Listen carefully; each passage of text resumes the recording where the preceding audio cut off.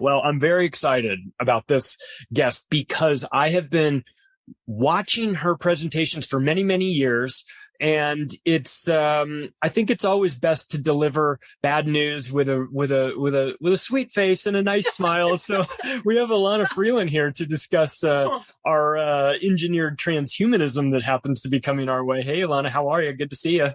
Oh, great, Charlie. Thanks for having me, and thanks for waiting for me. It's my pleasure because you've been writing about and doing videos and doing presentations and talking to the world about what is happening, the things that we can't really see, like some of the electromagnetic components, the radiated skies, all these things. We get this very false sense of security, like, oh, if I can't see it, then it doesn't exist. If I can't see the 5G waves coming out of my cell phone, then it's probably not there. Well, that is the worst sort of way to approach this, because just because we can't see it doesn't mean it isn't happening. And you've devoted years to making sure that we're very much aware of this. And I think that a good place to start, though we're going to go all over the place, a good place to start might be the fact that in this the last couple of days, we've seen the airline industry fighting with the telecom industry about the release of the new 5G rollout, at least here, here in America, but I think it might be worldwide as well. What is the status of that? And does the airline industry have a legitimate complaint about this?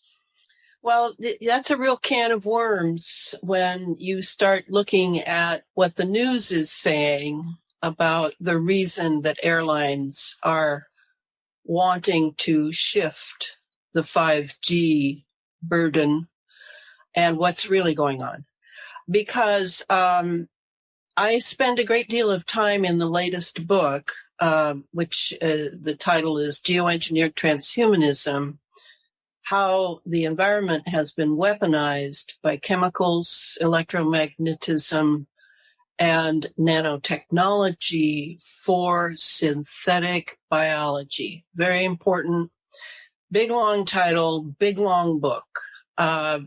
Because the 5G is a weapon system. There is no question about this. It's a military-grade weapon system. And how can that be? How can that be used in consumer civilian life? Well, this is how all of the technology is now. It's what the military calls dual use. And what dual use means is it can be used militarily, depending on the frequencies, depending on the pulsing, and it can be used for civilian life, for convenience, comfort, entertainment, etc. So when the airlines started talking about this, about their airspace, hopefully everyone noticed that it was after a few pilots had died after being vaxxed in the air. Mm-hmm. They just dropped dead. So does this have to do with 5G? Well, I flew on a plane recently. I can't remember when, but in the last year. And it's all 5G now. It's all 5G in the cabin alone, for all the wireless operations to be going all the time on your email, you're watching a movie, mm-hmm. all that. So if the cabin is 5G and then we have the jab situation. Mm-hmm. I think that the reason these airlines are coming forward is they're looking at massive lawsuits, if they suddenly have a plane full of vaxxed people who drop dead.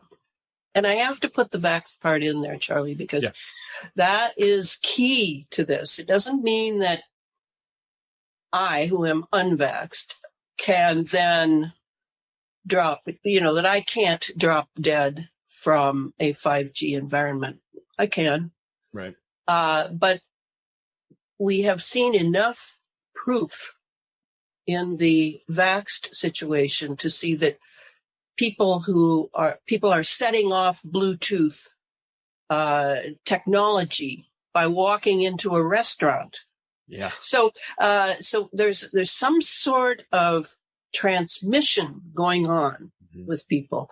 So if I were running an airline and I knew that they were going to flip the switch like they did in Wuhan 2 years ago, and we saw what happened with that when they flipped that switch, I too would be saying, "Hey, can we make some sort of arrangement here?"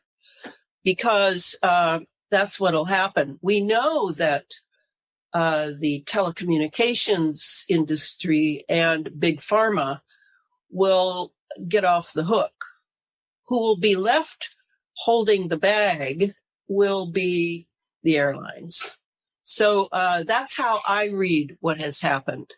And this 5G flip-on, I have to also add a short footnote that my theory, and I defend it in the book, my theory is that not only was 4G plus the same kind of phased array antenna in the phone that is in the 5G phone, which means that the 4G plus was actually a 5G system. And they brought it out much earlier, and people were feeling pretty confident and good about that, which I certainly didn't after I saw the video of the electronics-minded young man in France who did an entire video showing that he was breaking into a 4G plus phone and finding phased array antenna. And if people wonder what a phased array antenna is, just look at HARP up in Gakona, Alaska. Yeah. High Frequency Active Auroral Research Project. What it means is you can beam these, you can direct those beams, right? That's not the 360-degree type of antenna that we've been taught is the only type of antenna out there. So now we have the 5G in the LED lighting systems on all the freeways and in the big smart cities. We have the 5G pulsing out all around us, but with it is the 6G, because the 5G, as we know, millimeter wave, does not really penetrate, whereas the type of technology that 6G is, the terahertz, definitely penetrates. Okay? Yeah. So that's, I think the airlines, the guys who are doing this very dramatic thing of actually canceling flights, I think they are insiders. They know what's coming. They don't want to be the ones holding the bag. That's my opinion. Interesting. Yeah. Look, the 5G component is very troubling, obviously. The way these technologies come to market, I'm not saying 5G necessarily went this route, but the DARPA, investing money into it, the military investing money into it, and then at some point they find some sort of commercial use, dual use, as you say, and they say, well, isn't this great? We have the 5G part makes me nervous. The people that are involved in it make me very nervous. But the thing that you mentioned earlier that got my attention, not at the time that it was happening, but a couple of months later, once I heard news of this, was the Wuhan situation, where they flipped on their 5G right about the same time that the COVID crisis started. And we remember the early videos of the guys just falling over face first. And we didn't know what to make of that. I saw a guy on a bus just throwing up blood, and everyone was like, I mean, that's enough to terrify you. You don't know what that is. Obviously, they never mentioned 5G.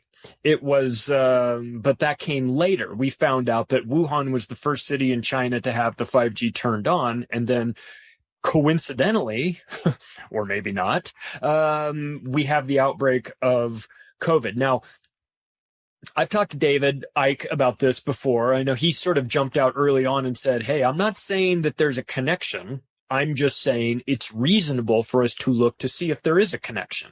Have you found a connection between 5G and the COVID situation? Absolutely. There is no question. Okay. There is no question. Let's get into that. But it isn't the reason that the 5G is out there. It's another reason the 5G is out there. I mean, basically, the 5G really is a tremendous boon to the whole technology of wireless technology. I mean, I get that. I get that it's a great profit incentive. I get that it's also very powerful in that you can use it in a war field. You can use it to take over areas. I mean, all you have to do is pulse transmission, pulse certain frequencies, and have a carrier frequency taking it into an area. And you can make this whole area. In fact, I think I live in one of those. State capital. I think state capitals are pretty imperiled, by the way. My state capital, it appears that the pulsing frequency here was for perhaps complacency on the one hand and fear on the other, because I live in an entirely locked down, masked place. So there are many multiple uses for power mongers with the 5G.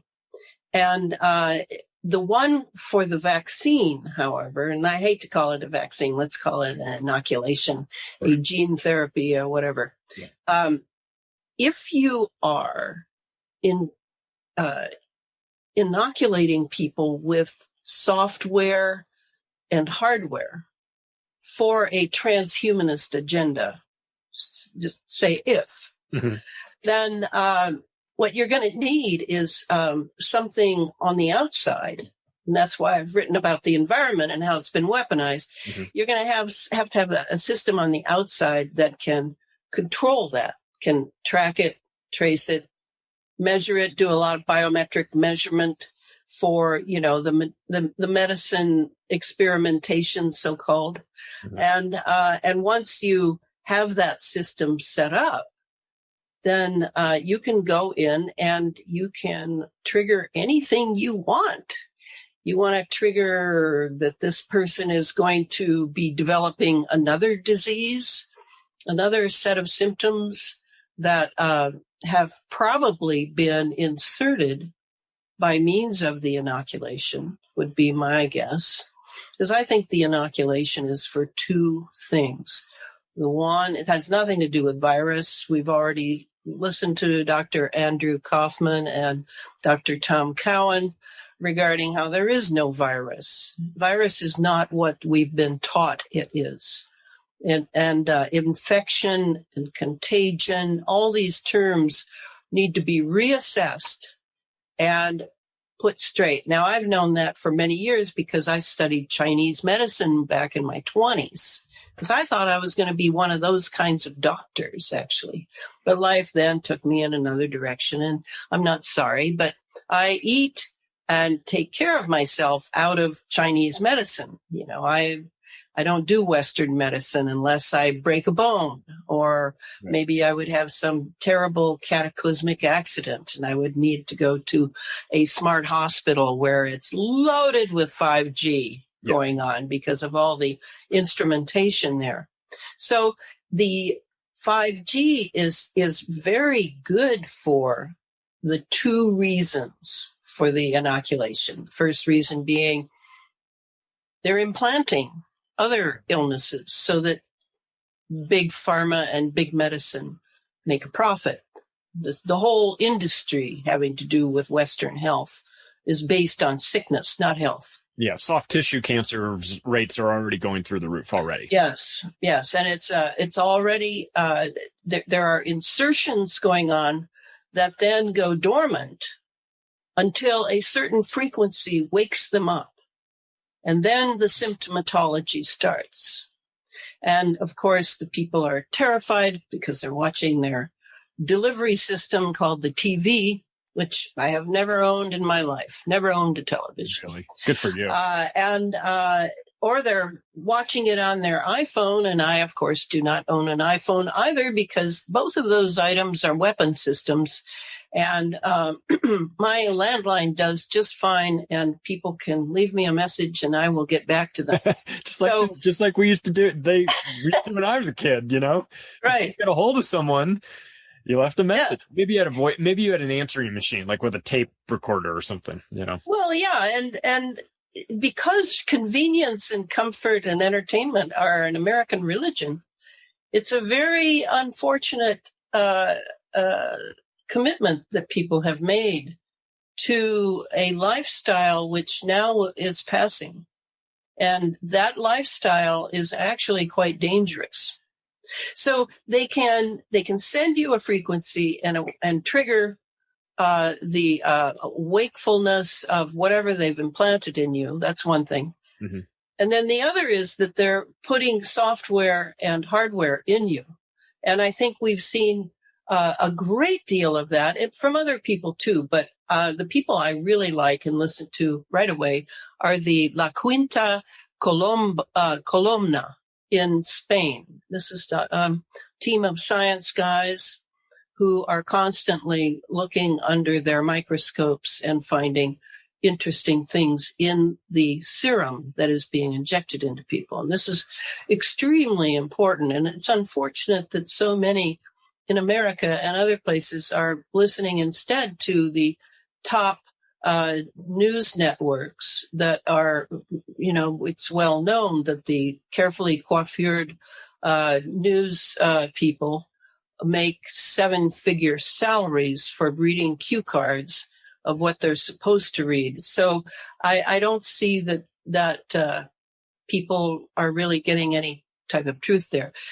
So if you think about the 5G and then you add the airline picture and you begin to realize that to 5G, our environment is weaponizing and that some very bad things could follow from this weaponizing.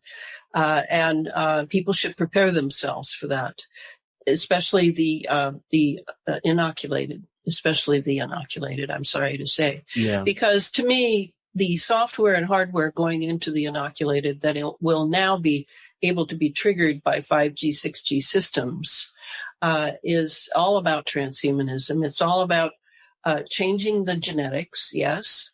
And the genetics now, a lot of people are thinking molecular biology, but this is no longer a molecular biology. This is digital biology. And digital biology means all they need is the frequency.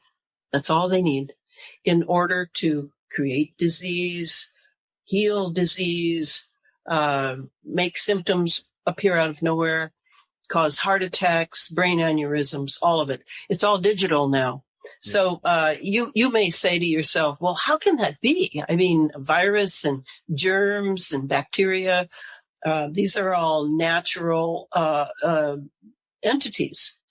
Well, yes and no, because they can be utilized in a way by biological engineers to make other things. And that's really what Western science is now, that is bioscience, is interested in, is this idea of, yes, the transhuman they will use not to have total robots like we see that they constantly trot out to us of this is what we're talking about when we say cybernetic and cyborgs.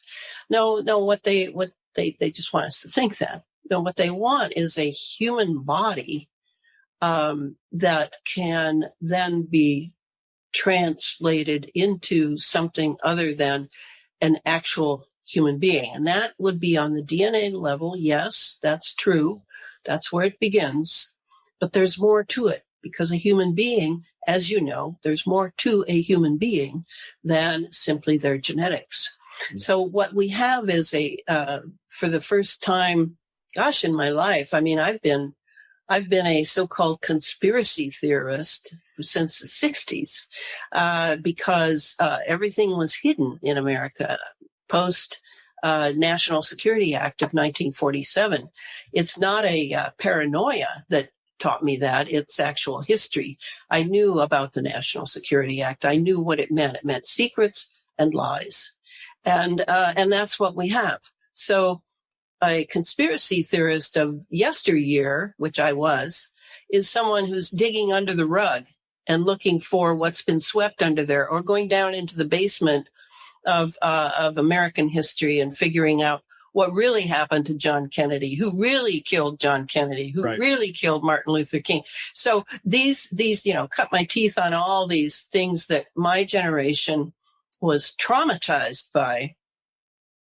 And then you go on from there, because it's all connected to each other, right? So now we have arrived at a point in history, in my own lifetime, because I'm that old, where everything that used to be a conspiracy theory and you sort of defensively had to justify for even thinking about, much less writing about, whole books about, now is right out in the open.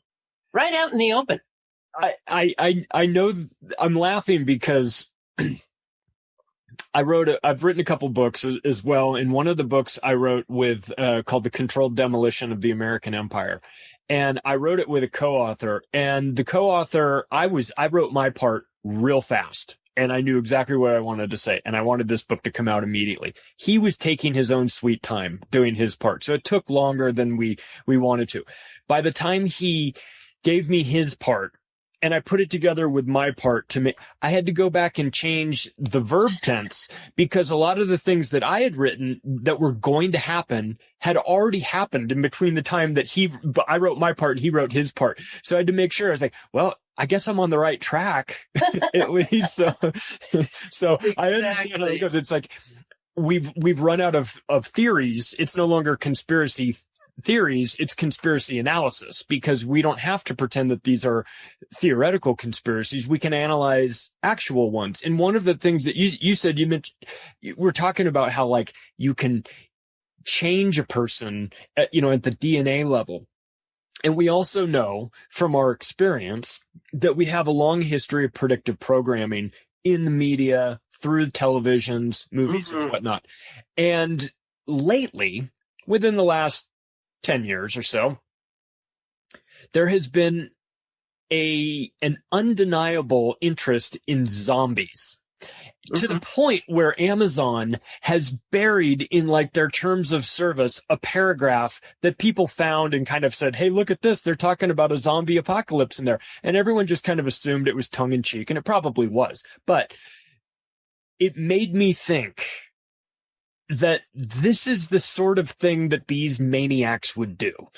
Put a paragraph in the terms of service of buried in, on one of the last pages in Amazon as a little wink and nod that they know what's going on and they know what's coming this way. And that, it sounds like you conspiracy theorists with your ideas and everything. I get it. It's easy to mock somebody that says that we may actually have a zombie apocalypse coming.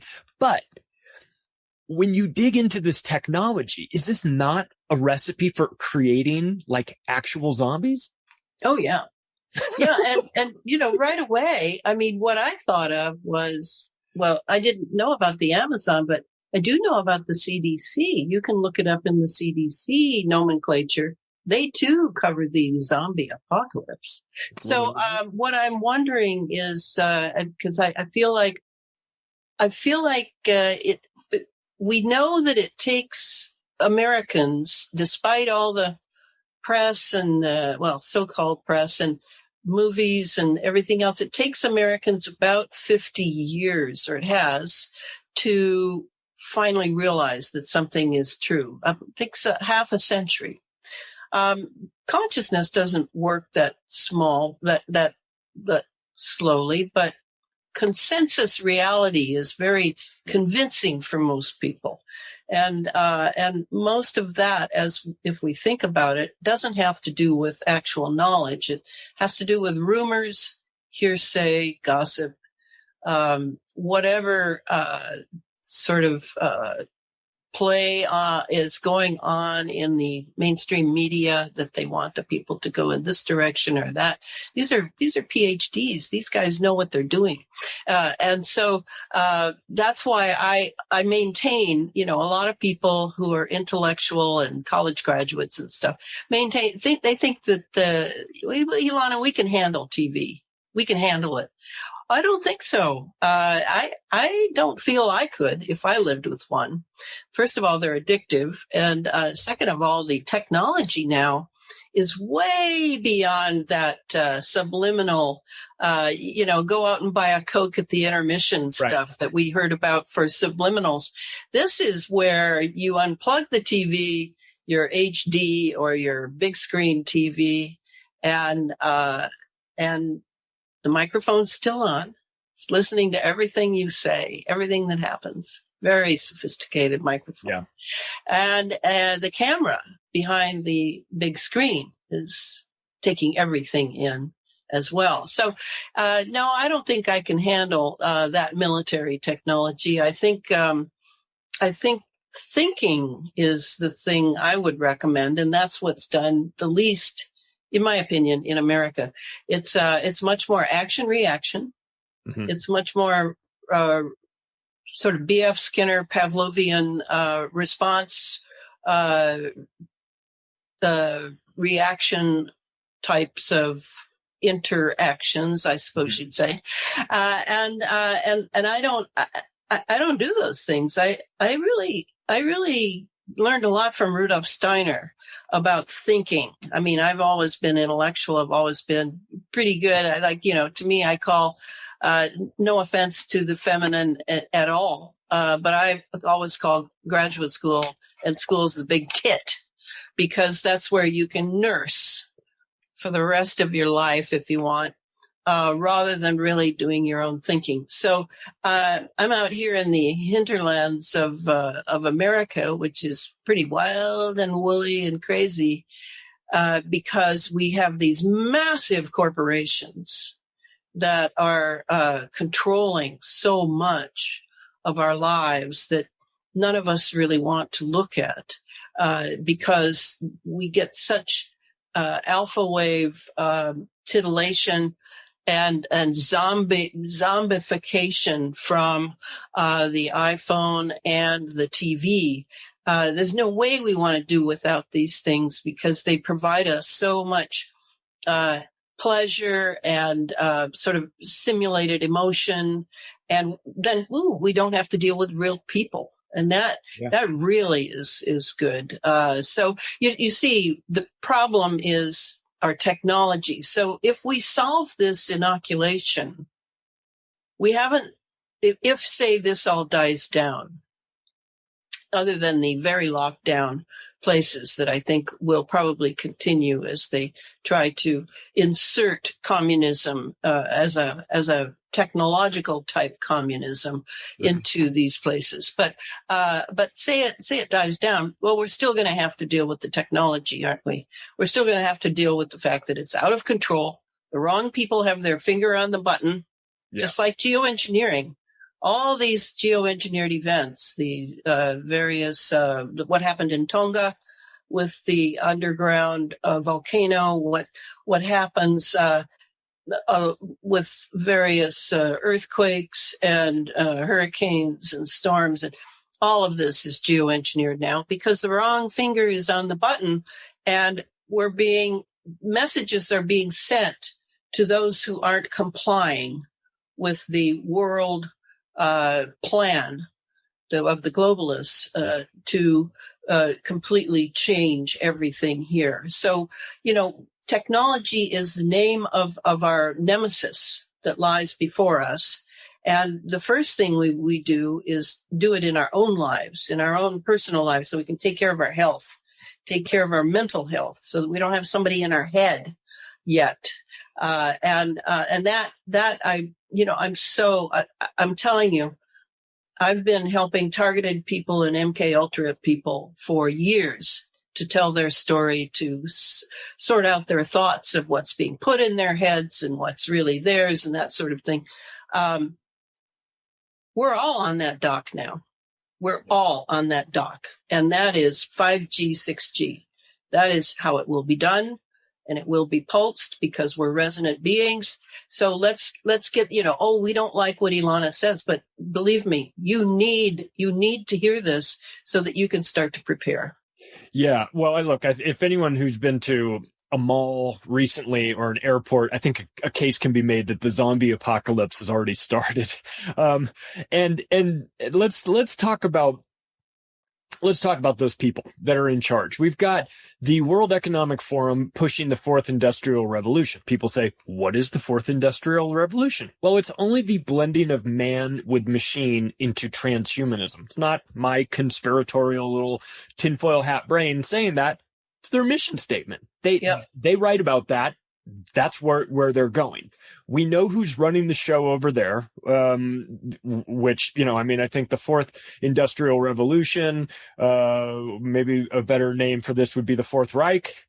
We've got technocrats, bankers, globalist scumbags of all shapes and sizes from a variety of countries, big business, media, banking establishments, all of these people. If you were to put up on the board the list of all the faces of the enemies, it would be the World Economic Forum. This is the wrong group to be in charge of this. And yet it looks like we have somebody has made the decision to outsource the critical thinking to the World Economic Forum for some reason. This has got to be the worst idea I've ever heard. If these people are allowed to let their vision for the future come to fruition, what will it look like for us? You're asking me? Yeah. It's going to look like the zombie apocalypse because I was afraid. So many people are going to be programmed remotely. And when I say programming, I'm not talking about conditioning. Conditioning is different. People who sit in front of their TV in general are being conditioned or have been for the last 50 years. The type of technology behind television now, I can't speak totally knowledgeably of because it's almost like there's a caveat to publish anything about how technology in TV land works.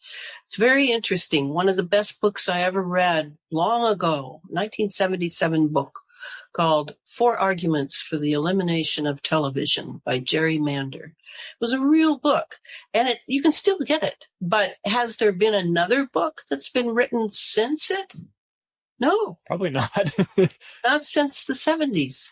And it went into the lighting of the TV. It looked at John Ott's very disturbing light experiments he did in order to see how you zombify people. Because you know that if you get a zombie apocalypse, 2 things I would look at right away. One, are they just in a perennial alpha wave state? Probably so. Number 2, are they on an electronic leash that you can't see leading to a 5G AI system? That would be my vote for how this will be done. And this will be, easily done because take, the idea of fiber optics. Fiber optics, a lot of people think that's a really good way to solve our problem with the cell towers. It's really not a good way. It's a really bad idea because those little thousands and thousands of filaments of light that are inside the big cable that is the fiber optic, each one of those can handle, 20, 30, 40,000 different people, different homes, different places. I mean, we can't see into this realm of the wave and what the wave is, what its frequency is, the carrier waves that are inside the waves that are moving the carrier waves. I mean, all of this is invisible. And if there's any blessing in this curse of dealing with this technology, It's that it's going to force us to think our way through it. You see, you can either see it. Mm-hmm. You see a bad guy coming at you from out of a dark alley when you come out of the movies. You can see it, so you can mount a defense. Mm-hmm. It may not work, but you can mount a defense. But if you can't see it, what are you going to use for eyes there? You can go out and buy a $50,000 or $100,000 microscope, perhaps, that would look on the nanotechnology level. But probably you're not going to be able to do that. And you probably won't even be allowed to do that by the people that control such microscopes. So you're going to have to use your thinking. Thinking is a way of seeing. Yeah. And people don't seem to understand thinking. They say, oh, Elana, you're just so smart. You're just so smart. You can do these things. Well, that's not what this is about. This is about training. What I do is about training and research. Yes, I can go on the internet and figure out stuff, but it's more than that. I get a bunch of ideas, and then I'm looking at them all and seeing what they have to say. And then I go to sleep at night because I'm a big believer in what the Russians say, that mornings are wiser than evenings.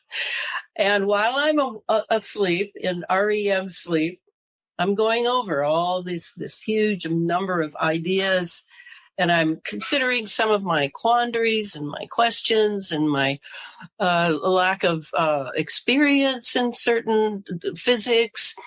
And when I wake up in the morning, I get it.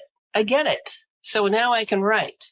That's how I do it, because I know that I have to go through my thinking. It's not going to solve everything, right? But it's a way of seeing into these invisible realms I have chosen to write a book on. The chemicals, they're on a nano scale. I can't see them. Right. The electromagnetics, waves, can't see them. Nanotechnology. I don't have one of those microscopes. I can't see them. So I find out from the best possible sources in papers, patents, etc., even films, and I take that into the citadel of my thinking, up this wonderful brain that I feel that my father gave me.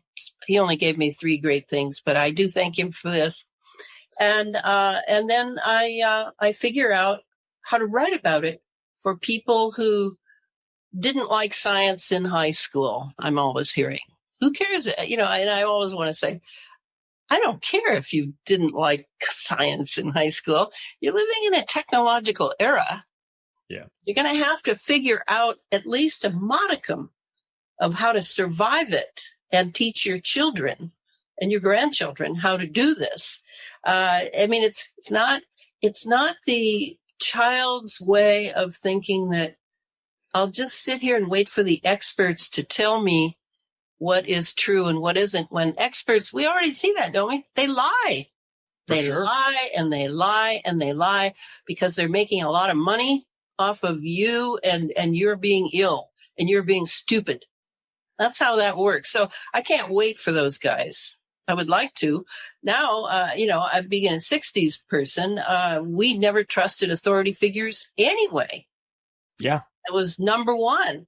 So I've been surprised by the so-called left now, who seem to just kowtow to authority figures. Me too. I tell you, it's like an inversion, isn't it? From what it used to mean to be a true liberal. To be a true liberal, you didn't trust all those authority figures, Anyway, that's those days are over. That's the television. I feel like that is television programming at its finest. And we're moving into this new era where, yes, television did a great job in digitally, convincing people to think a certain way. It, as you mentioned, it operates on a scientific level. It's not just a box in the corner of your room that puts pretty pictures. There's a lot of things going on behind the scenes. Yes. Now we're moving into this new era, and we've got the new salesman for this. We've got Elon Musk, and he's pitching multiple ideas, but 2 in particular that concern me. Neuralink implants and Starlink satellites. And when Yeah. I hear those things coming from the same guy, I put them together and I go, Yeah. are you trying to create a global mind control system? Well, no, or let me rephrase this. If you were trying to create a global mind control system, I can't think of a better way to do it than that, right? Yes. Okay, is that where we're headed? Yes, it's the nanotechnology,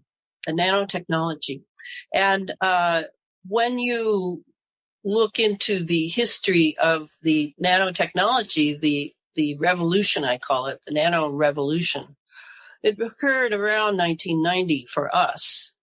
And it wasn't until the early 2000s that it actually made its appearance in Congress, looking for some money to back more research into it. But it's been around for about 30 years now. And the military has been all over it because it's cheap and it is, you can't see it. And it's incredibly effective. I mean, the picture we were given for our pre-programming was in the Matrix trilogy. When you saw the machines, you saw what they looked like with their long tails and their little greedy, that's a nano picture of something much larger for the Matrix visitors. But for us, they're very tiny. They're basically made by laying one atom next to another atom next to another atom. So we're talking atomic level. And I always like to remind people, do you remember the last time that we as a nation or as a world were hearing about the atomic level? Well, that was the Manhattan Project back in the 30s and 40s when the atomic bomb was released.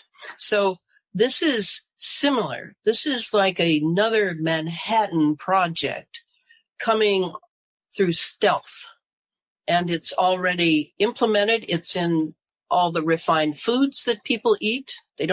Doesn't have to be listed. You don't have to list any nanoparticles if you've added nanoparticles. And all nanoparticles are what I described as atom next to atom. And if you want to make it into a nanobot or nanotechnology, then all you do is add a transistor and you're off to the races.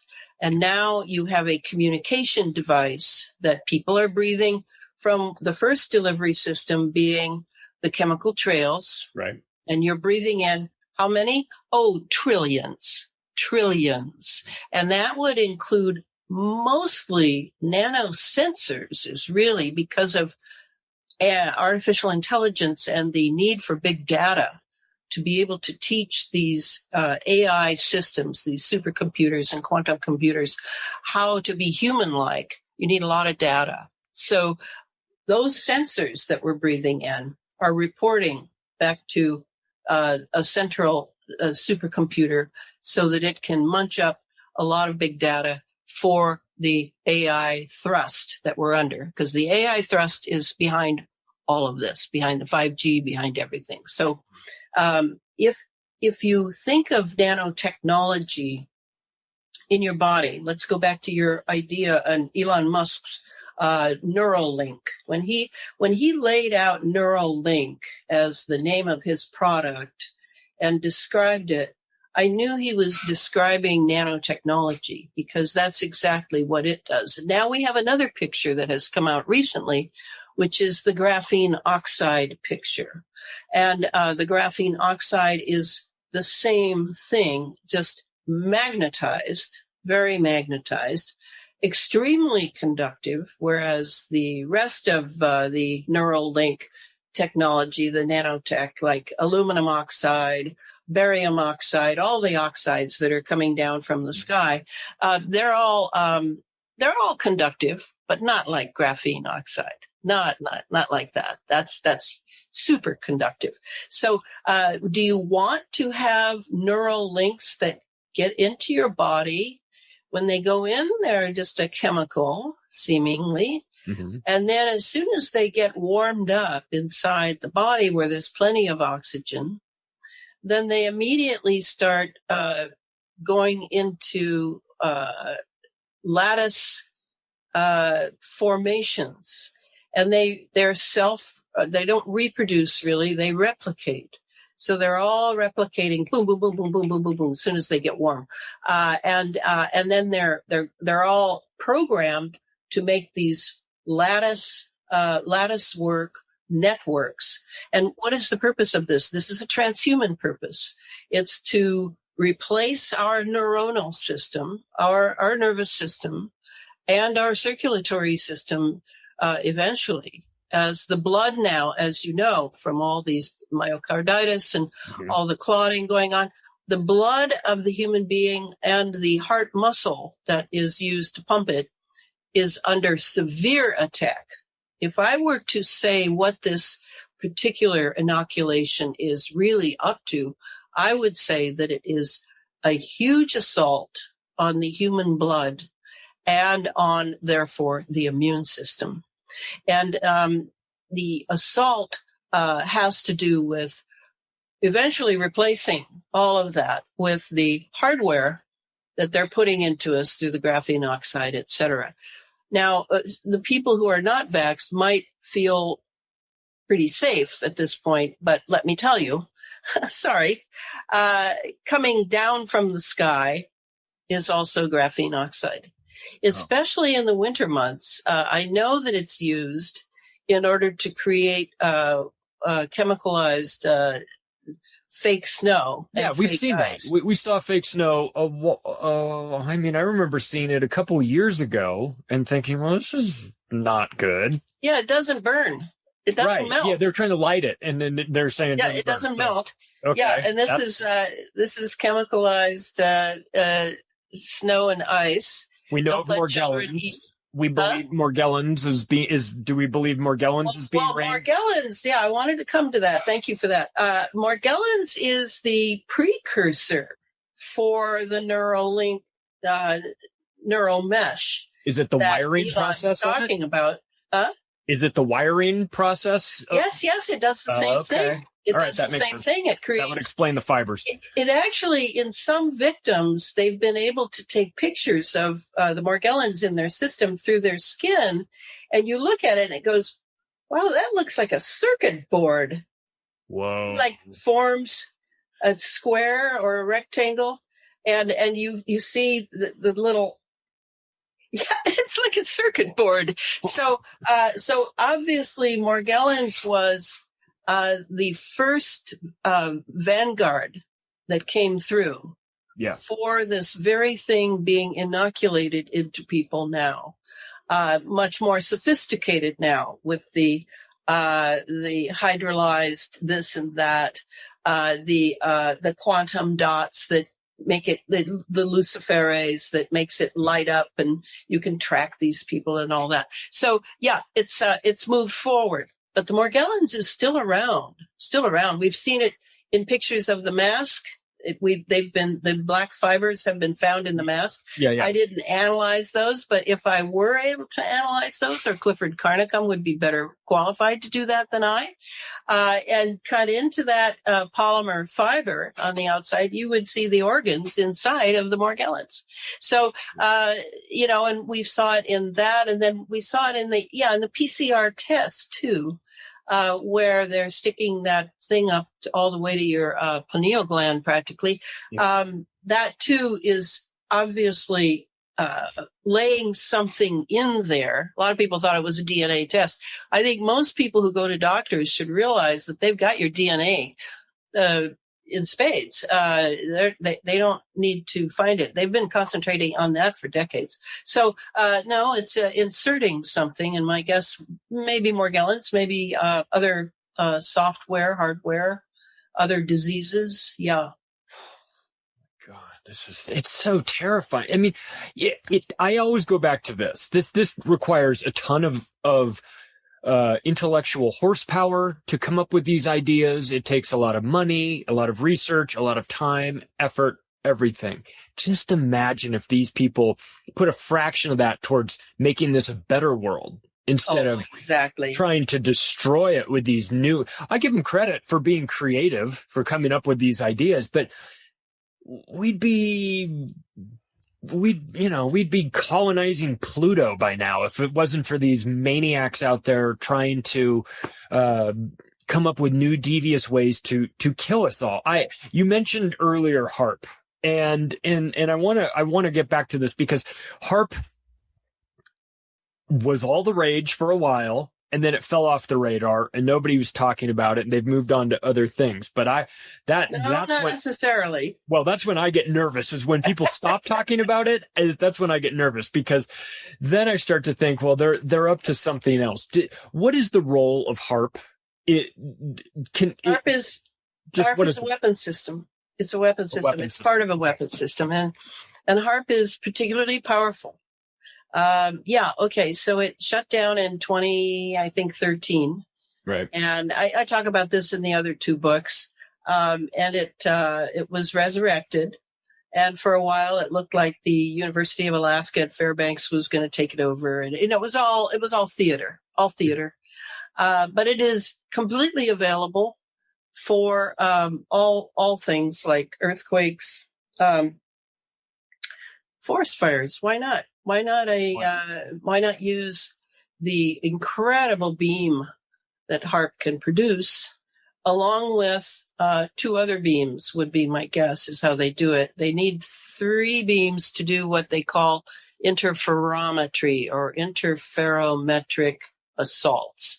And those are where you actually are, because all of HARP is about scalar energy. It's not about electromagnetic energy that we're accustomed to. It's another level. And so the scalar waves are not subject to time and space the way the others are. And they can pull those out from different technologies they have around the world, such as the one in Northern Europe. We used to have one in Arecibo in Puerto Rico, but that was torn down because it looked like a total jerry-rigging anyway. Cut the cables and I don't know. Didn't they? Huh? Did they cut the cables on that one? They did. They cut the cables, but what happened there? I still don't know. I really don't know. But anyway, HARP, though that installation up in Alaska is very large, there are other smaller installations that are on Navy ships, merchant marine ships in various places here and there. One of the biggest ones is out at Brookhaven National Labs out on Long Island. So, they can call up, they can whistle up a couple others to join HARP and all do a 3-beam thing over a target area and create an event. So it's a weapon system. That's what it is. Wonderful. We have, again. But so is CERN, right? Yeah. All the particle accelerators are weapon systems. Well, the giveaway for me with CERN was when they had the statue of Shiva the Destroyer out front, and then they had all the occult rituals and all that nonsense, and everyone was looking around going, this is science? Are we talking about science here? Why do we have the devils and the naked ladies and the parades and all this stuff? That's why I would recommend reading in my second book, Under an Ionized Sky. I have in chapter 9, I talk in the Temple of CERN, I call it. And in there, I point out that this is actually literally a global elite temple. Yes, it is. Wow. And that's from Anthony Patch. Yep. Is the person who gave me that idea and sent me in that direction, and I thank him for that. Yeah, Anthony Patch is good friends with my good friend Kev Baker, who passed away recently. And Kev passed away? Yeah. Oh, I didn't. He did on January 2nd. He had a long battle with COPD. He was waiting for a lung. That didn't January 2nd. Okay, I'm going to write that down. Yeah. Okay, Kev Baker. Oh, because I wanted to tell you then, as long as we're on this, Billy Hayes passed away 3 days ago. Do you know who Billy Hayes is? I know the name. He's my HARP man. Yeah. Without him, I couldn't have written the second book. Really, Billy was my source. Well, it's Yeah, it's a sad time. I'm grateful I had Kev in my life. I was a guest on Kev's show once a month for 4 years and loved it like a Oh, brother. great. And we love to talk about all the craziness and things. I'm sure your name came up in one of our Oh, conversations. yeah. And he's got me and Billy. He's We- interviewed us several times. We've been watching your stuff for years. The Yeah. newest book is called Geoengineered Transhumanism. At least that's the short name of it. Right. Where is the best place for people to find this book? Well, the usual places at Amazon and your local bookstore, who probably has a distributor who can get it. And then if you want a color copy, however, and I recommend that, I could not do a mass printing of the color copy. It would have been way off the charts for a price. But for a color copy for only $15 more than what you're paying at Amazon, I recommend going through the Rudolf Steiner bookstore in Seattle. You'll find it if you look for Rudolf Steiner bookstore in Seattle, Washington. And he has a whole page dedicated to the book, and we'll send it out. Awesome. And for people that are interested in finding your work, ElanaFreeland.com is the best way. I'm going to put the links to the Amazon books. I'm going to put the links to your website in the description. And we're really grateful that you came on and explained this to us. Terrifying, of course, but look, we're adults. I'd rather know what's coming and make adjustments than to live with my head in the sand. Absolutely. That's how I feel. I am grateful for all of your work. And if you guys are interested, if you like this show and you want to help it grow, please share this episode with everyone that you can. It's the only way this information will get out there. Elana, you're the best. Thank you so much. We will talk to you all soon. Thank you.